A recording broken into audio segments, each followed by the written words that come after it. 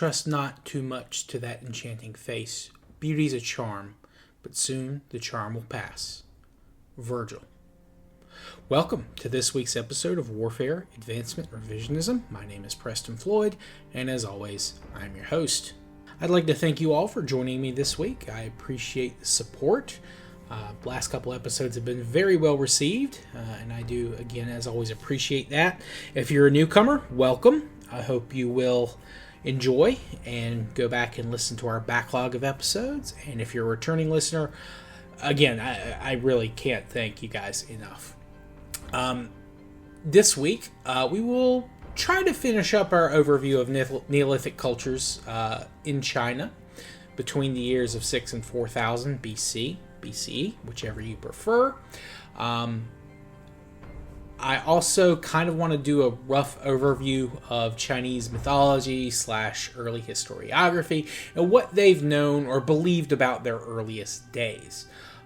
Though I was traveling a lot this week, I took a couple extra days off because of Memorial Day, so I haven't had as much time to work on the episode as I normally do, so this one might not get as much done as I want to, but regardless, if I don't finish up what I want to do this week, we'll go forward into, we'll just continue on to the next week, and then after that, we'll work on Korea, Japan, and finish up East Asia. Then we'll move to Maritime Southeast Asia, and then on from there.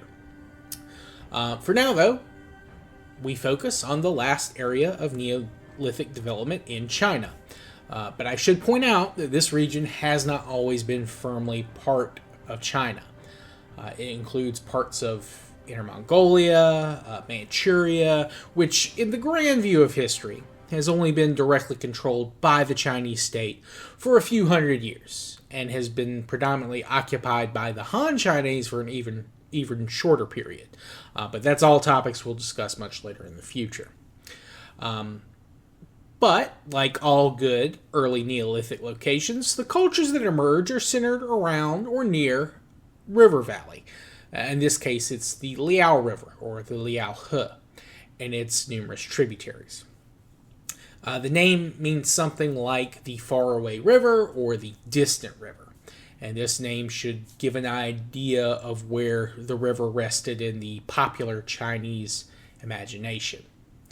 Today, it is around 1,345 kilometers long, which is around 37 miles. And it has around 10 tributaries now, but in the past it had more. Two of the three largest tributaries were cut off from the Liao in the late 1950s. Now, for the emerging cultures of the Liao. As always, this is just covering sedentary peoples. There are still many nomadic hunter-gatherers, but they aren't developing as quickly or leaving as much of an impact on the archaeological record. So, again, just putting that out there in front, as always, just so people are clear that they're not disappearing just yet. The first culture we'll be discussing along the Liao is known as the Xinglongwa culture. The name of the culture, of course, comes from the type site, which is a small village to the south of the hillside where the remains were originally found. The name's a little difficult to translate because the character Xing has a lot of readings, and some of them are very similar to the readings for Long. So I think my best interpretation for how it should be translated is something like the large, prosperous hollow. It was first discovered in 1983, and the culture first occupies the area around 6,200 BC, and it lasts until around 5,500 BCE. So around a 700-year run, not too bad, all things considered. Due to the nature of the environment, the site is very well preserved. It's not in a very wooded area. It's kind of right where the steppe begins. And there's not a lot of trees. It's fairly cold. It doesn't get too much rainfall, I don't think. At least it didn't at this period. So it's very well preserved by the environment. Their villages were not tightly compact, and they would shift over time, building in one direction and then another as ages progressed. I think they found around 3 to 5 separate villages and kind of clusters, and at each of those you would find a number of locations where they would dump refuse and trash. The largest, of course, actually is Xinglongwa.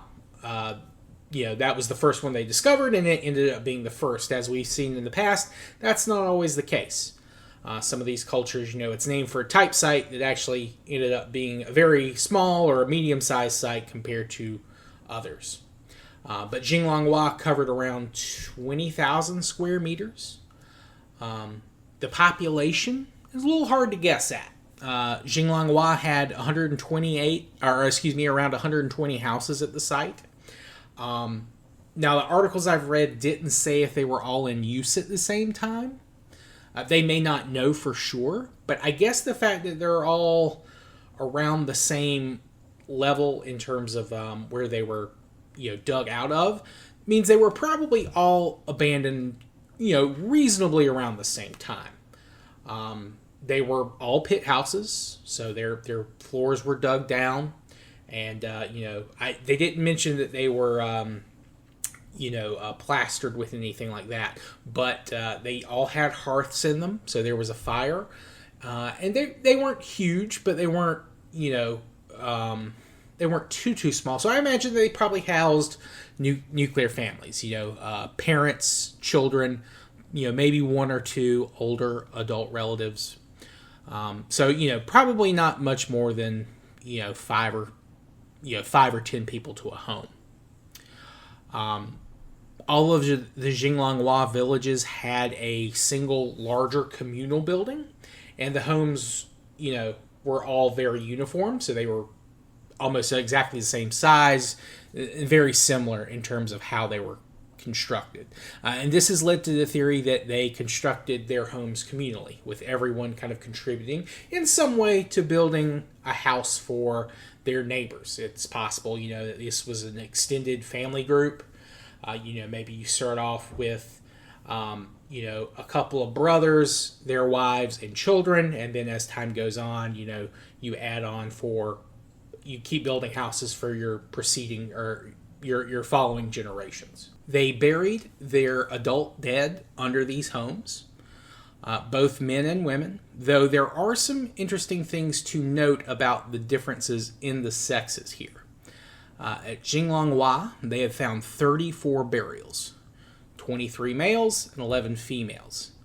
None of the men that had been found was older than 55, and none of the women was younger than 35.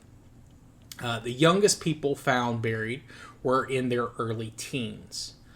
They haven't discovered any infant burials. This meant that they may have been buried well outside the community, or possibly their remains were just exposed or cremated or something like that. Also, the fact that men don't reach old age tends to suggest they're dying earlier for a reason. I'm guessing this reason was due to violence outside of the villages. If it was for another reason, you would think the age discrepancy wouldn't be that large between the sexes. At least that's my theory. None of the articles seem to want to go into too much detail on that. So if anyone has any theories, I would love to hear them. I legitimately would. I would be interested in that. Also, with the women being older and presumably wiser, you would think that would mean that they probably played at least some role in leadership. Now, whether they were the overall rulers, if this was a matriarchy, that's not discussed, because again, at this point in Chinese archaeology, they were trying to move away from like the strict Marxist interpretation of things. But, in this case, I could accept an argument for that. But again, there's no real differences in male and female burials. They're very similar, at least in terms of how they're buried. They didn't mention too many grave goods. I'm assuming that they were buried with tools and smaller artifacts that may have been important to them in life.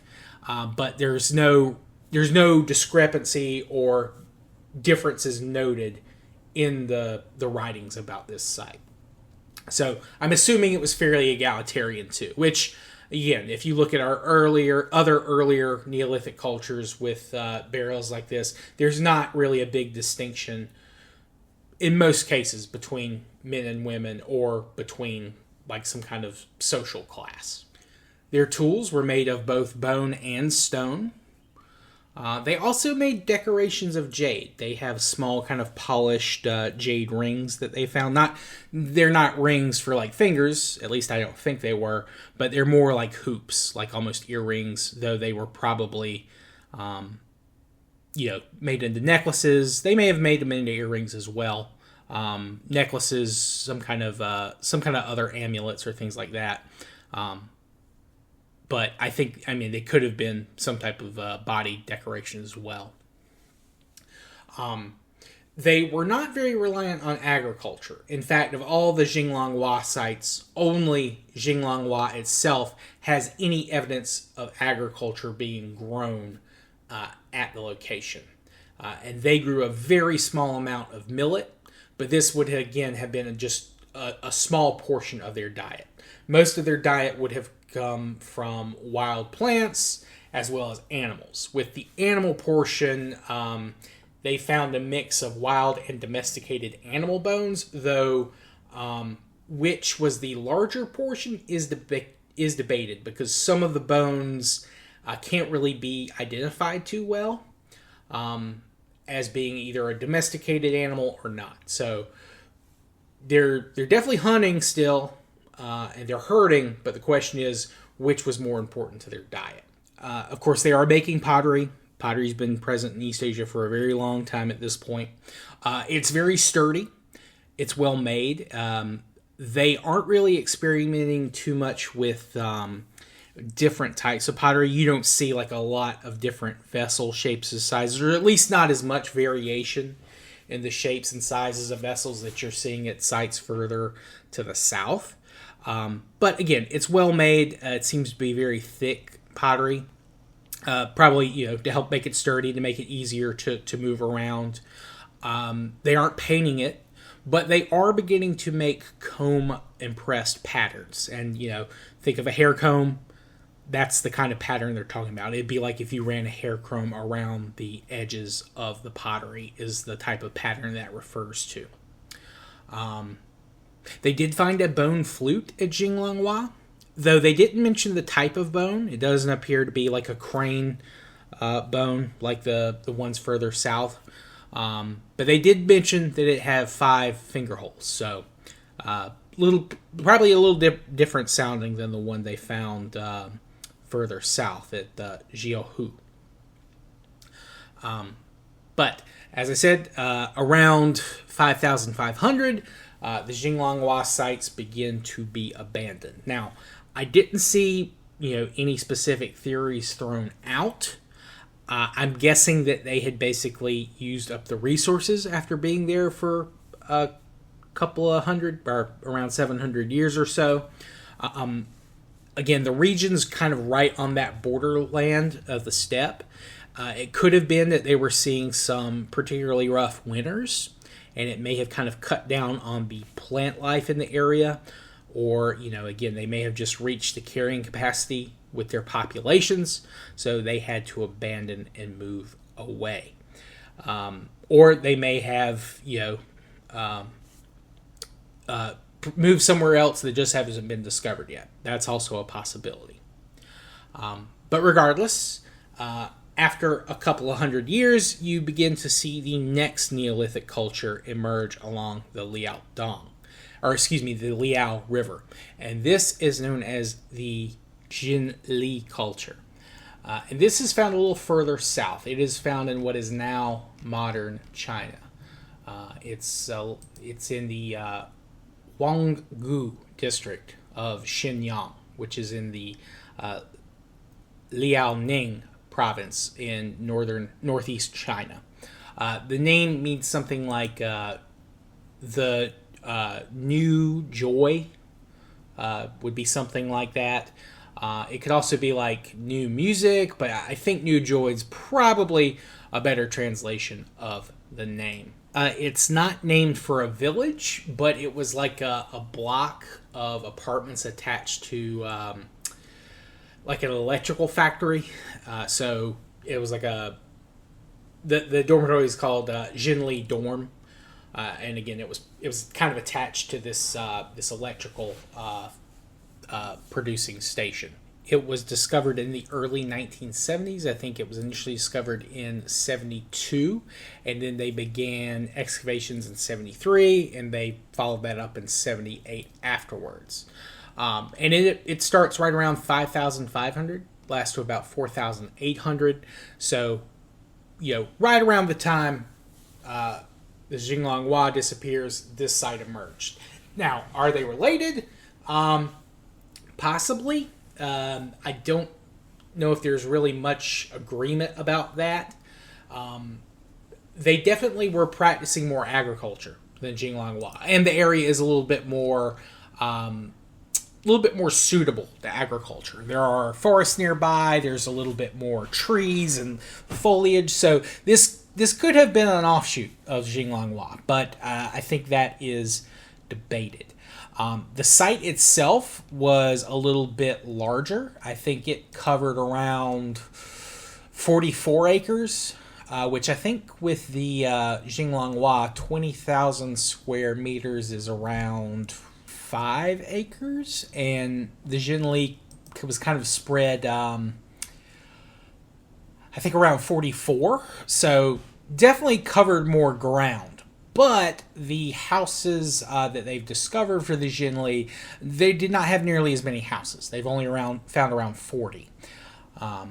But again, there are some similarities in terms of how the houses were built. They were pit houses.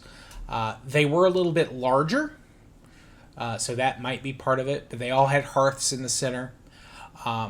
They, of course, had bone and stone, like the Xinglongwa. They also had jade, much like the Xinglongwa. But, again, they were much more reliant on millet production, as well as domesticated pigs. And they had dogs as well, but I think more pigs than dogs, at least from what I've read. They also found like a very large wood carving. They think it may have been some type of totem worshipped by the group as a whole, though that that has been debated. Some people say, well, you don't know that they worshipped it. They could have just been like a very fancy art piece. I don't buy that. I think it probably was some type of family totem or representation of some type of deity or spirit they worshipped. But honestly, who really knows? The carving, because it's wood though, it can be estimated fairly accurately, and it was about, I think, 7,200 years. So that means they would have carved it about 300 years after the site was initially occupied. Also, in addition to the other artifacts we talk about, we also know that they were producing charcoal. The area, again, is a little bit more forested where they were than the places up north. So, they are able to produce charcoal fairly easily, which is obviously a great source of wood and heat. They are also directly on a river. They're on the Jinkai River, which is one of the tributaries for the Liao River. Didn't really get too much about their burial practices, but I believe they were all buried within the bounds of the village, or at least the adults were. I believe there's a very popular and fairly well-maintained museum at the site. So, if you're interested, I think the museum online, they do have pictures of kind of like recreations of some of the houses. I'll try to find a picture or two, but I think they don't post too many of those because they want people to go there and view it. But around 4,800, the site is abandoned. And again, don't really have a firm reason why, but I imagine that they probably abandoned it due to, again, lack of usable land for agriculture. They probably had to move for a number of reasons. So about 700 years as well for them. Now, we're going to move back to the north, very close to the Xinglongwa site. In fact, the next culture, the Zhaobaogou, is going to be centered around 18 kilometers to the southwest of where the Xinglongwa site was located. A little bit more in the mountains and hills of what is now the modern Alhan Banner in China. And Banner is just one of the regional, divisions of governorship that they use for Inner Mongolia in China. Instead of necessarily a province, in Inner Mongolia and parts of, I think, as well Manchuria, they still use the Banner designation. But Zhaobaogou is, again, very close to the Xinglongwa. In fact, these people are much more likely to be related than, I think, the Xinle culture. And again, they are kind of in the mountains. They're not directly on a river, though there are kind of some smaller lakes nearby.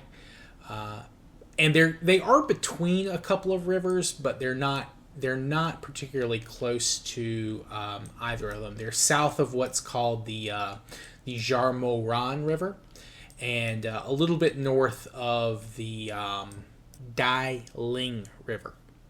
The name comes from a nearby village, much in the case of the Xinglongwa. The name's a little difficult to get a meaning on. Zhao can be read as a few different ways. It's a surname. It was a city-state. It was a much larger state.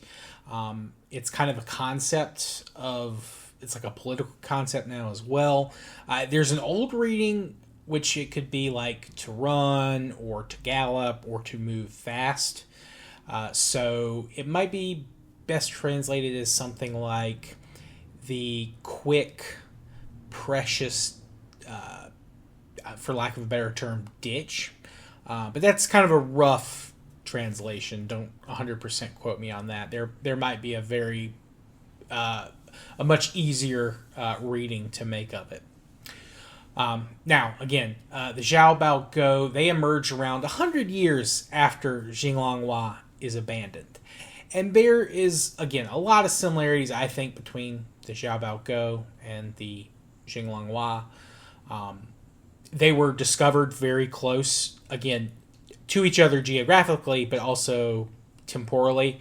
I think they discovered Zhaobaogou about 4 or 5 years after Xinglongwa was discovered. I think they were looking for more Xinglongwa sites, and then they discovered the Zhaobaogou, which, again, there's that break of 100 years, and then, a couple of kilometers to your southeast, you find another site.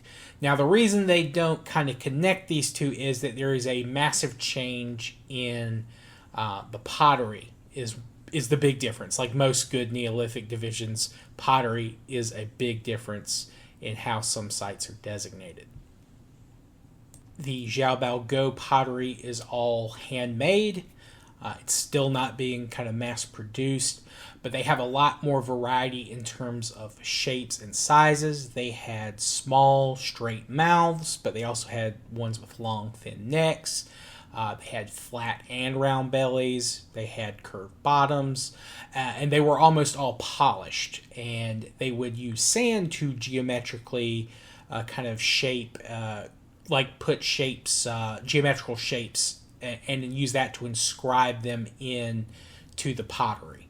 They also had some that have animals carved or cut into the bellies of the pottery. And this is a big change from the Xinglongwa, which again, they had, well-made hand pottery. It's very sturdy, but it was fairly uniform. They didn't have nearly the variety and shapes of sizes, and they didn't have anything like this type of design. So within 100 years, if these people are an extension of the Xinglongwa, they really upped their creative output. Or at least they may have moved 100 years, and then as time went on, they began to, really develop their pottery at a fairly rapid pace. The Zhaobaogou disappear around 4,500. So they do last a little bit longer than both the Xinle and the Xinglongwa. So they have around a 900-year run, as opposed to like a 700-year run. The animal patterns have a very good attention to detail, especially of the heads. But towards the later end, they also begin to kind of experiment with kind of hybrid animals. They'll do flying deer, birds with kind of, unusual patterns. Some think they might be magical birds. They have animals with pigs' heads, snakes' bodies. People think this might be an early type of dragon. So, and the birds, there is some links that people think they might have been phoenix related. So, creature like a dragon or a phoenix, we've talked about potential early precursors to that notion in archaeological sites to the south. These could have been, very widespread, beliefs among a number of different people occupying the region. But that's all, kind of debated. In terms of tools, they used a lot of the same styles of tools as the Xinglongwa. However, the Zhaobaogou make theirs a lot better. Same types, but they also polished the stones a lot more. They ground them a lot finer, made them last longer, essentially. And they, of course, do develop new types of tools as well. They begin to make more curved blades, probably for, easy cutting of things, not just plants, but probably animals as well. They are definitely domesticating pigs. There is millet cultivation, though not nearly as much as, say, the Xinle culture. So, if you look at where they are on a map, yeah, that makes sense. They're probably more reliant on rainfall agriculture than anything else. And being up in the mountains, probably not the best place to really go full hog on the on growing millet. But they do it to an extent. Though, again, they're still more reliant on harvested wild plants and their domesticated and wild animals. So hunting is still a big part of this culture as well. Another similarity between the Xinglongwa and the Zhaobaogou is the size of their settlements. The Zhaobaogou's site is even larger.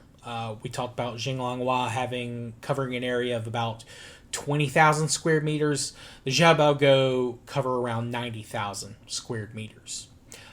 Their houses are also very organized as well, and also very uniform. They are either set into like a square or almost a trapezoid pattern, depending on the village, and they all have, pit floors, and they're arranged into very orderly rows. Not quite. They're a little bit more organized than the Xinglongwa, but it's still kind of a very similar concept in how they were organized, at least in terms of housing. I couldn't find much on the Zhaobaogou's burial practices. It didn't really come up. I'm assuming they haven't found as many burials with the Zhaobaogou as they have the Xinglongwa. It's possible they were still burying them under homes, though they may have shifted to burying their dead outside of their communities. But again, I couldn't really get a firm answer on that. But that's kind of the highlights I was able to do. We do know that they kept animal skulls around, which is not something that you see at the Xinglongwa, at least that we've discovered. The heads are kept intact. They may have used them as a study point for their pottery. They may have kept them around for some type of religious ceremony. Maybe it's both. It probably was. But they weren't discarding the skulls for some animals along with everything else, with their other bones. And again, this could be a type of shamanistic, attribute. Other older cultures have done this too. This isn't necessarily unique, but it is unique to this region. It hasn't really been pointed out in any other Neolithic culture, at least in the literature that I've read, which, again, some of this stuff has not been translated very well into English, so I kind of have to make do. So I do apologize for that. But that's kind of the highlights, I think, for these cultures for this week, and we're right around 30-minute mark, so I do think I'll go ahead and call this episode here. Next week, I'll kind of do that overview I was talking about of, Chinese myth and historiography, how they combine and how they kind of interact. I'm not going to go into too much detail because Chinese religion is very deep, and a lot of it probably hasn't developed. But some of Chinese historiography does cover very small portions of what we're talking about in this season, and I'll go into that, but I hope you'll all join me for that episode next week. I don't know if that will be the entire episode. We may, if that's too short, I'll probably go ahead and start covering Korea as well. You guys will be able to tell that from the title, probably. Apologies if this episode was a little rougher. Again, I didn't have quite as much time to prepare due to my travels this week, but I still wanted to put an episode out this week, and I think I covered the high points. So, I hope you've enjoyed. Thank you all for joining me. Please like, download, subscribe, all that kind of good stuff. Rate 5 stars, depending on where you're listening or viewing. If you have any questions, comments, constructive criticism, please let me know. You can reach me via email at waradrevpod@gmail.com. You can send me a direct message on Twitter/X, or you can comment on the YouTube videos. I do read those. I do try to respond there. And yeah, I'd like to thank everyone for the last couple of weeks. Again, it's been very nice. I do live stream on YouTube. You're welcome to drop by and ask me questions there. I'm live most nights during the week and occasionally on the weekends. I've streamed, I think, every day for like the last week and a half. Probably only do up to Thursday this week, but we'll see about that.